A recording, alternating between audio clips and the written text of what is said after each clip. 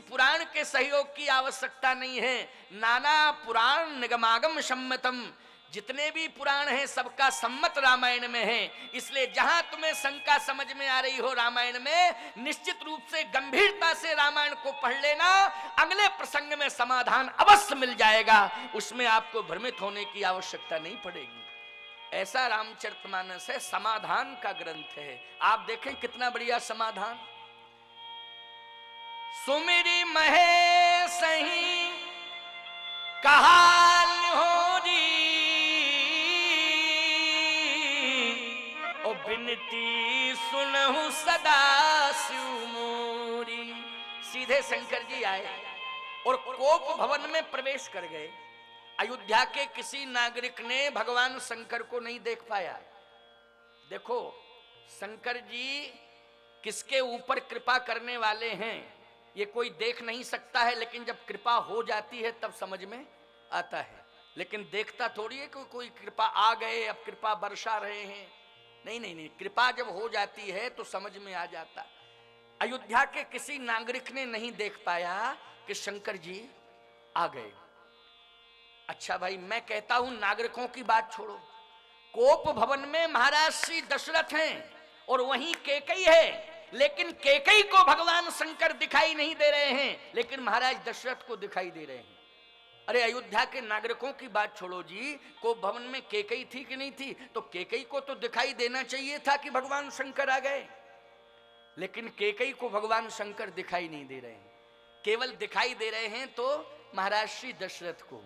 प्रमाण क्या है कि दशरथ जी को दिखाई दे रहे? जैसे ही भगवान शंकर प्रवेश करते हैं कोप भवन में, दशरथ जी मूर्छित पड़े थे, भगवान शंकर ने अपने हाथों से उठाया, कहा दशरथ आंख खोलो, देखो मुझे, मैं आ गया हूं, आंख खोल के देखो मैं आ गया हूं। जैसे दशरथ जी ने अपने नेत्र खोले, भगवान शंकर का दर्शन हुआ। अच्छा, प्रमाण क्या है कि भगवान शंकर आए? इसके लिए भी स्पष्टीकरण होना चाहिए। भाई किसी चौपाई का स्पष्टीकरण होना चाहिए कि भगवान शंकर आए। ये तो प्रार्थना है कि सुमिर महेश ही कहा निहोरी, बिनती सुनो। तो बिनती तो कैलाश पर्वत पे भी सुन सकते बैठे बैठे, लेकिन ये क्या प्रमाण है कि कोप भवन में आए? इसके लिए कोई चौपाई, छंद, सोरठा, दोहा, यदि कोई प्रमाण हो तो उसका उल्लेख होना चाहिए। चलिए मैं उल्लेख करता हूं, मैं उल्लेख कर रहा हूं। ये रामचरितमानस ग्रंथ रखा है, घर में जाकर के आप इस प्रसंग को खोल लेना, देख लेना, पढ़ लेना। वैसे मैं चौपाई कहूंगा तो समझ में आ ही जाएगा। जैसे ही भगवान शंकर सामने आए और देखा महाराज श्री दशरथ ने, उसी समय कहा आशुतोष तुम, संकेत है अब ढर दानी, ओ आरती हरहु दीन जन जानी। आशुतोष तुम, क्यों भाई? जब सामने कोई व्यक्ति होता है तभी कहा जाता है तुम, जब कोई सामने होगा तभी कहा जाएगा तुम। देर में क्यों आए? हम मुसीबत में फंसे थे, जल्दी आना चाहिए था, लेकिन तुम देर में आए। आशुतोष तुम। एक सज्जन बोले महाराज जी यहां मेरी प्रार्थना है, थोड़ा समाधान करके आगे बढ़िए। मैंने कहा क्या प्रार्थना है? बोलो। प्रार्थना यह है कि कोई विद्वान होता है, योग्य होता है, वो आप कहता है, तुम नहीं कहता है। मूर्ख जो होता है वो तुम कहता है। महाराज श्री दशरथ विद्वान हैं, योग्य हैं। अवधपुरी रघुकुल मणि राऊ, वेद विदित तहि दशरथ नाऊ। इतने विद्वान महाराज श्री दशरथ भगवान शंकर को तुम कहते, आप कहना चाहिए था, तुम क्यों कहा? मैंने कहा सुनो पहले मेरी बात। जब व्यक्ति अति व्यथित होता है तो सामान्य शिष्टाचार भूल जाता है। बोलो भाई। जब व्यक्ति अति व्यथित हो जाता है, अपना संयम खो देता है, तो उस समय वो सामान्य शिष्टाचार भूल जाता है। ना उसे ऐसा भास होता है कि मैं आप कहूं या तुम कहूं। उस समय तो जो भी परिस्थिति सामने आती है उसके अनुसार वो अपनी वाणी का प्रयोग कर देता है। उसमें तुम और आप सोचने की आवश्यकता नहीं है, क्योंकि अति व्यथित हैं। बोलो हैं अति व्यथित कि नहीं? इसलिए इस पर कोई शंका नहीं करना है। मैं आपको क्या बताऊं, एक बार मेरे ऊपर ये बीती कि मेरे आश्रम में कामदगिरि में एक बहुत ही प्यारा संत और अनन्य सेवक मेरा शिष्य है, जो केवल 3 घंटे सोता है, बाकी पूरी सेवा में ही रहता है। कामतानाथ जी के झाड़ू बहारू से लेकर के संतों की सेवा, पूरे आश्रम की सेवा, और जब हम पहुंच जाते हैं तो हमारी सेवा में भी लग जाता है। अच्छा, और मैं आपको क्या बताऊं, पढ़ा लिखा है वो, ऐसा नहीं कि बिल्कुल अंगूठा छाप हो, पढ़ा लिखा, इंटर पास है, लेकिन संत बन गया, मेरी सेवा में रहता है।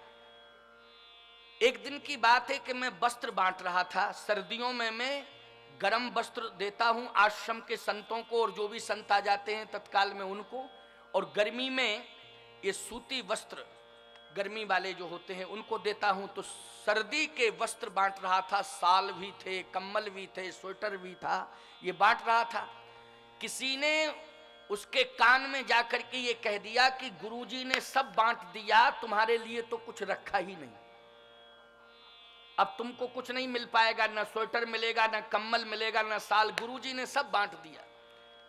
अच्छा, कान का कच्चा है, सुन करके एकदम गया तो उसने अपना थैला लगाया, आसन बासन बांधी और टांग टूंग के आ गया मेरे सामने।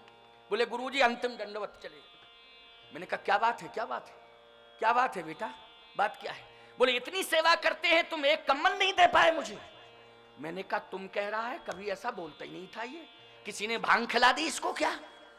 ये हमसे तुम आज तक नहीं बोला, बोलता ही नहीं था, साष्टांग दंडवत शब्द नहीं निकालता था, लेकिन तुम बोल रहा है, और रोने लगा मेरे सामने। मैंने कहा बेटा, सबको मैंने एक कम्बल दिया, लेकिन तेरे लिए 2 कम्बल रखे हूं। तो एकदम बोला हम जानते थे, हमारे गुरु से बड़ा महान तो कोई है ही नहीं, आप बड़े दयालु हैं, बड़े कृपालु हैं। तुरंत ही आप बोलने लगा। बोलो भाई। तो मैं कहता हूं देश काल परिस्थिति के हिसाब से भाषा निकल जाती है कि नहीं, और उस भाषा पर किसी भी प्रकार का गहराई पर टिप्पणी नहीं करना चाहिए, ना सोचना चाहिए, देश काल परिस्थिति पर विचार करना चाहिए। तो यहां देश काल परिस्थिति के अनुसार अति व्यथित अवस्था में महाराज श्री दशरथ हैं, इसलिए तुम और आप पर कहीं सोचने की आवश्यकता नहीं है। भगवान शंकर को अगर वो तुम कह रहे हैं तो ऐसा मत सोचना कि अविवेकी हैं, नहीं नहीं, ऐसा नहीं है प्यारे, सावधान। शंकर जी को जैसे ही देखा, आशुतोष तुम अवधर दानी, आरती हरहु दीन जन जानी।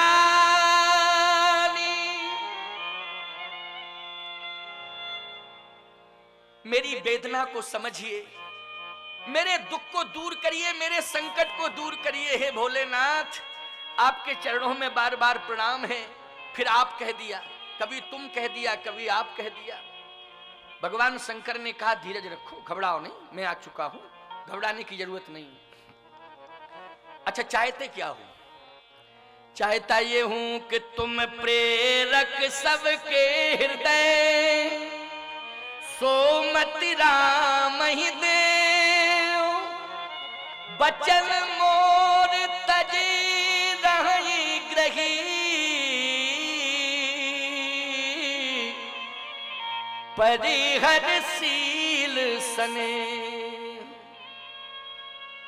राम की आप ऐसी मति कर दें कि राम मेरी बात ना माने, वो मेरी बात ना मान करके अयोध्या में रह जाए, अयोध्या छोड़ के ना जाए।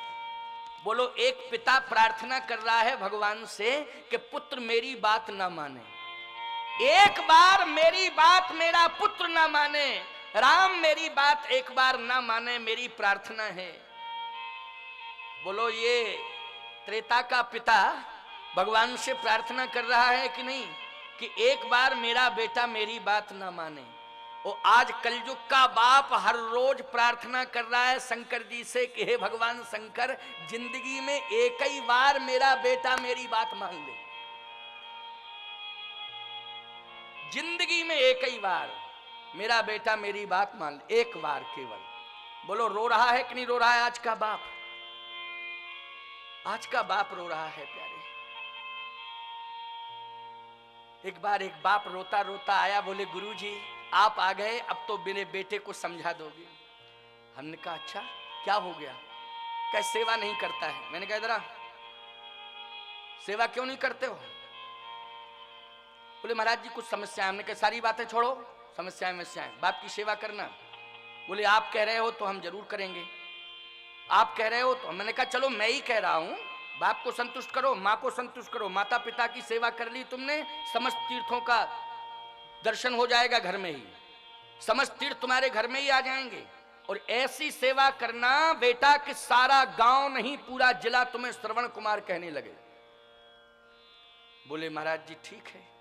दूसरे साल हम जब पहुंचे तो फिर वो रोके आया बाप। मैंने कहा आप क्यों रो रहा है? तेरा बेटा तो सेवा करता है। बोले कहाँ महाराज सेवा करता है, आपकी बातें ही नहीं मानी उसने। मैंने फिर बुलाया, मैंने कहा क्यों? अगर तुझे नहीं माननी थी बात तो उस समय इनकार कर देता। हाँ हाँ हाँ हाँ करता गया। मैंने कहा था माता पिता की सेवा करना और ऐसी सेवा करना कि पूरा जिला ये कहने लग जाए कि ये श्रवण कुमार है। तूने ऐसी सेवा क्यों नहीं की? तूने मुझे भी धर्म संकट में डाल दिया। बोले महाराज जी क्षमा करना, इसमें मेरी कोई गलती नहीं है, गलती इन्हीं की है। कहा हमने कहा इनकी क्या गलती माता पिता की? बोले हम श्रवण कुमार बनने को तो तैयार हैं लेकिन माता पिता अंधे तो हों।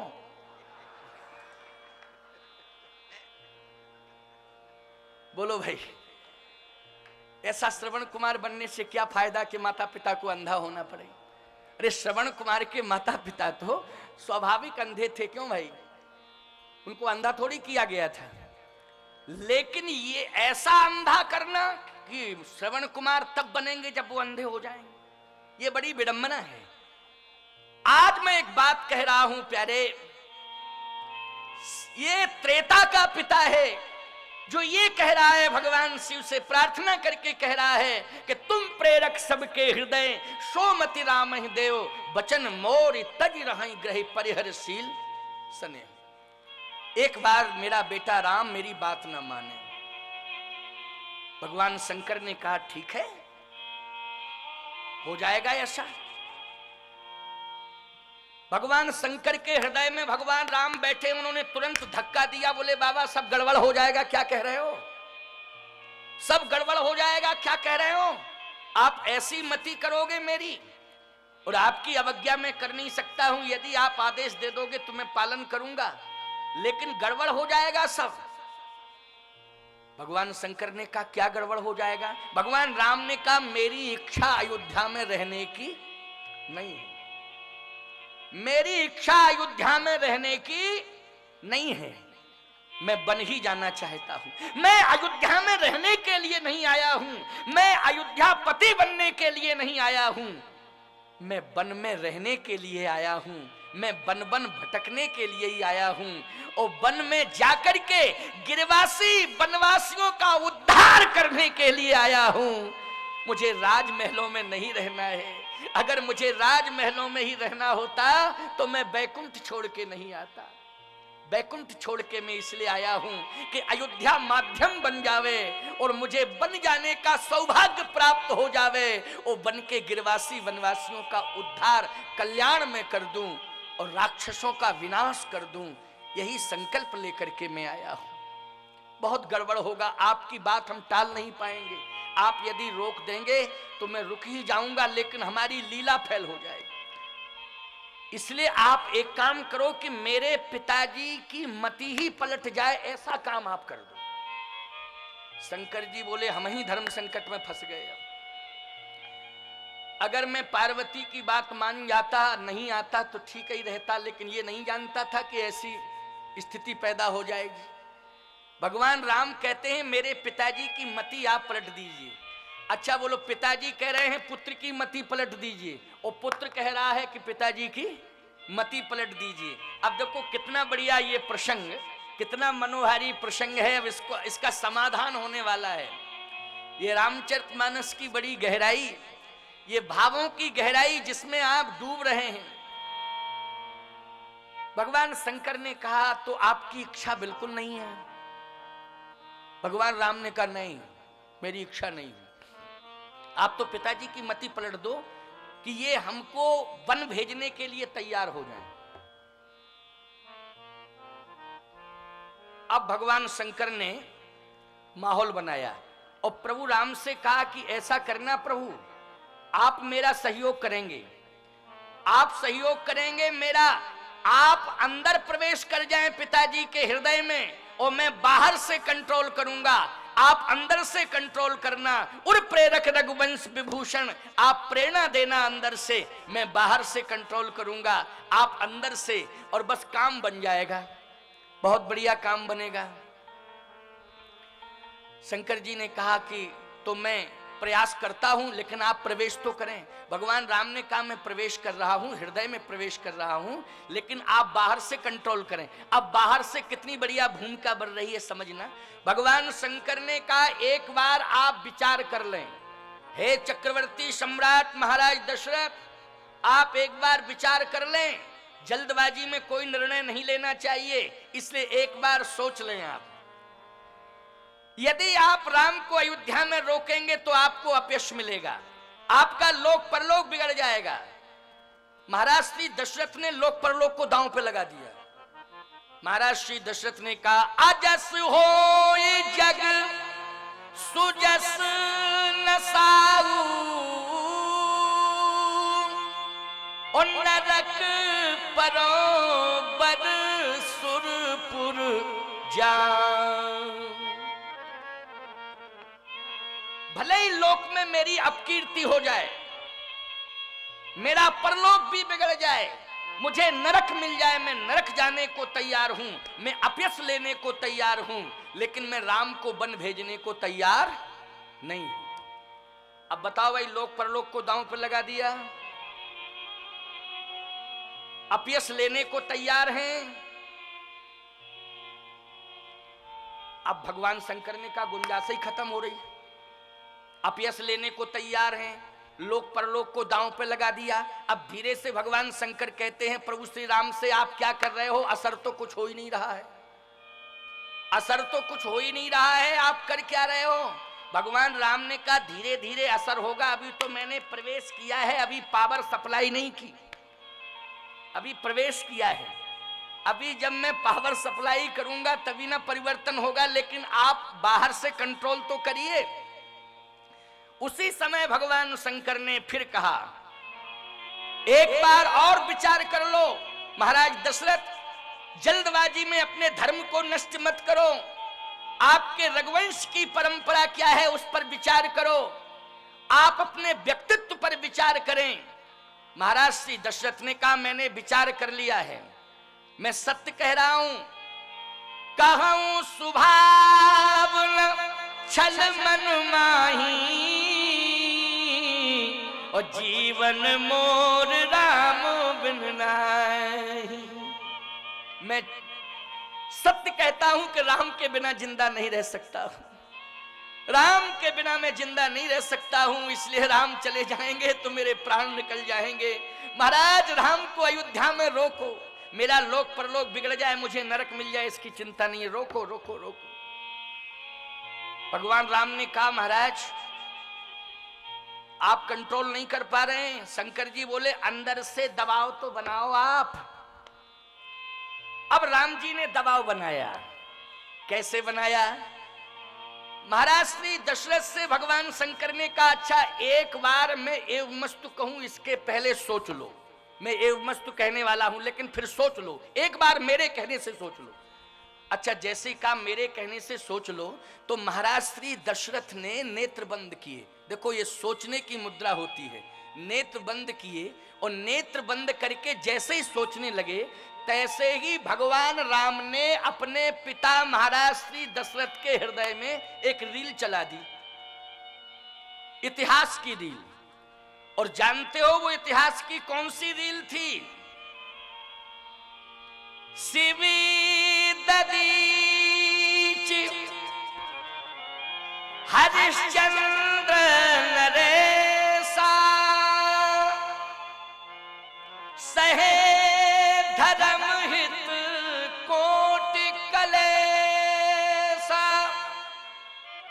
महाराज शिवी, महाराज ददीच और हरिश्चंद्र, इन तीनों का स्वरूप दिखा दिया अंदर, क्योंकि नेत्र बंद किए, हृदय में रील चल रही थी।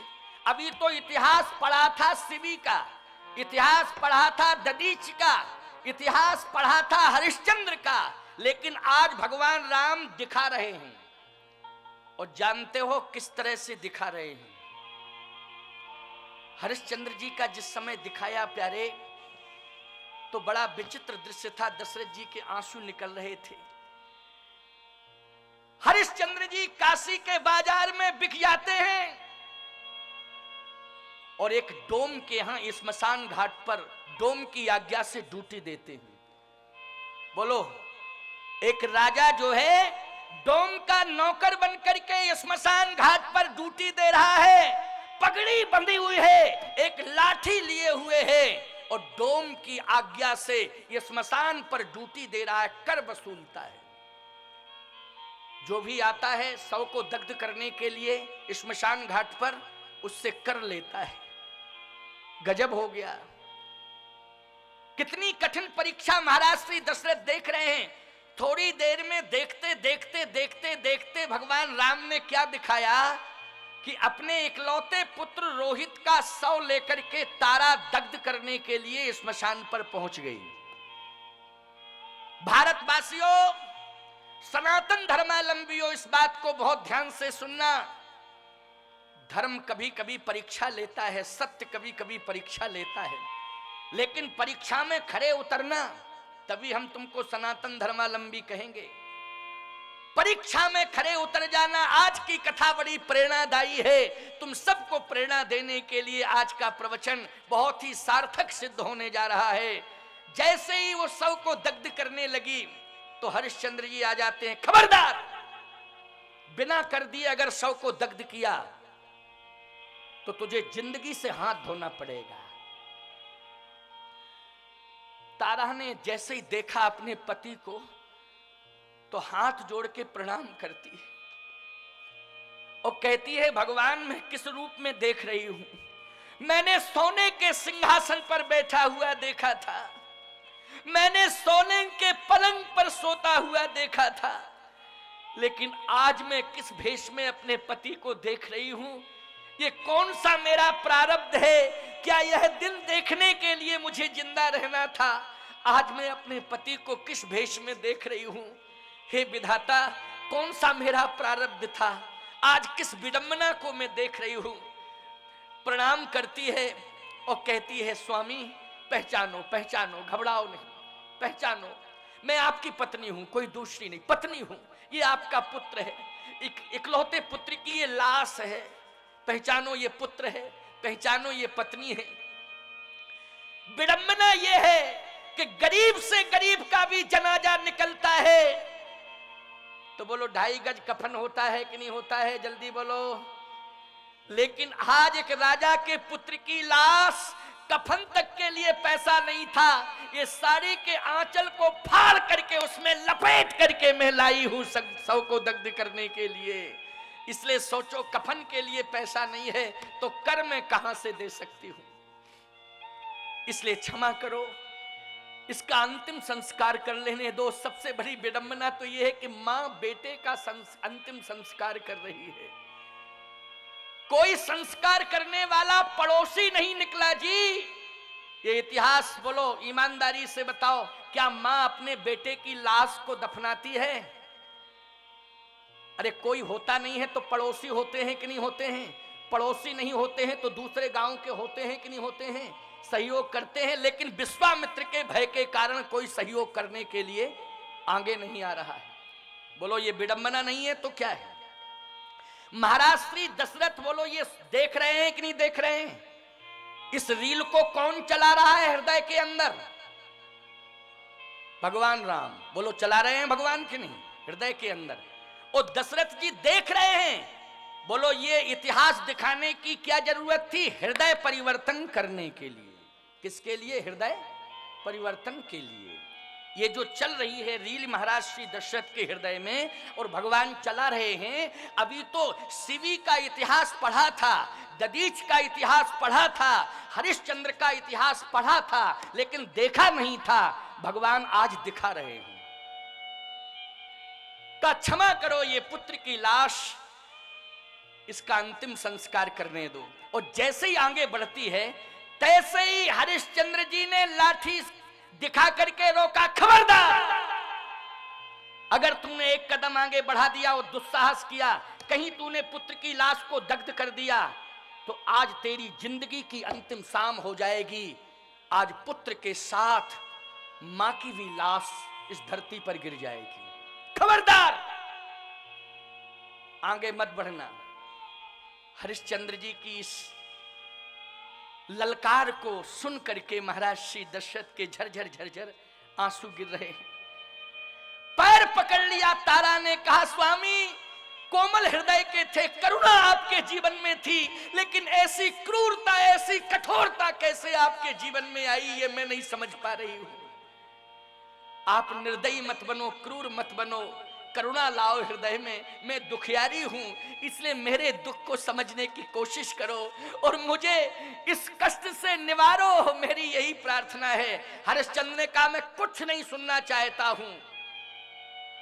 तारा ने कहा पत्नी को पहचान नहीं रहे हो, पुत्र को पहचान नहीं रहे हो।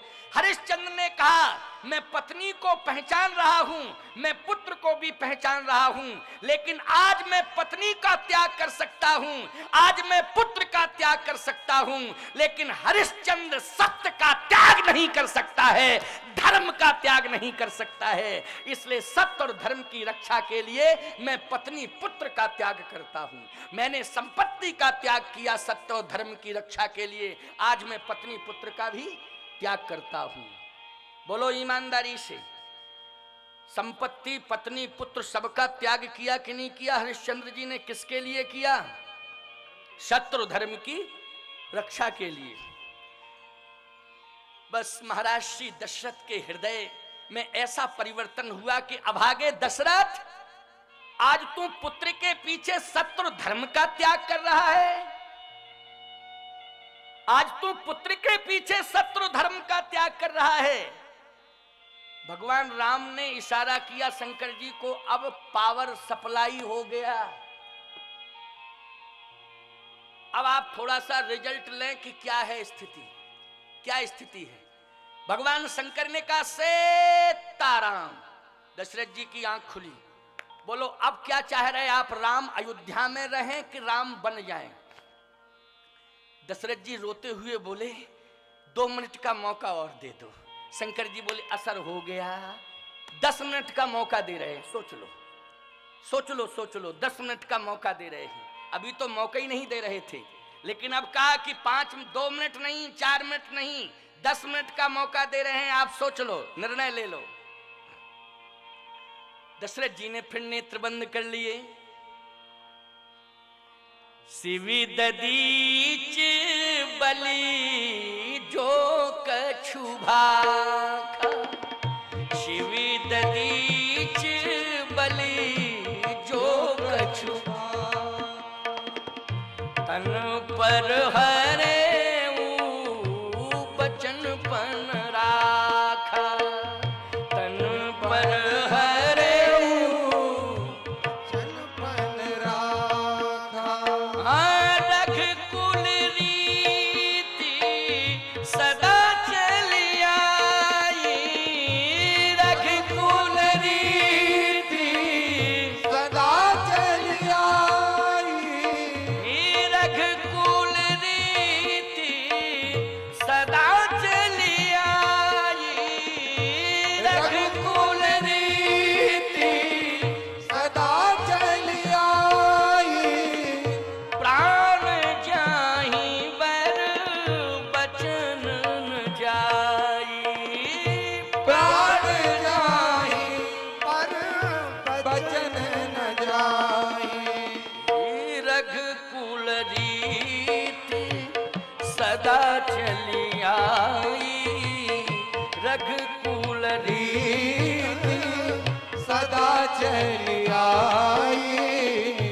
प्राण जाहि बर बचन न जाई, प्राण जाहि बर बचन न जाई। शंकर बोलो अब क्या सोचा? अब आंख बंद नहीं हो रही। जो मन था कि राम जी अयोध्या में रहें, अब वो मन बदल गया, वो मन बदल गया। अच्छा एक बात बताएं, अगर पिताजी का मन नहीं बदलता तो आज्ञा का उल्लंघन हो जाता कि नहीं हो जाता? बोलो हो जाता कि नहीं? कि भगवान राम ने पिता की भावना नहीं समझ पाई, अंतर भावना का बहिष्कार करके राम वन चले गए और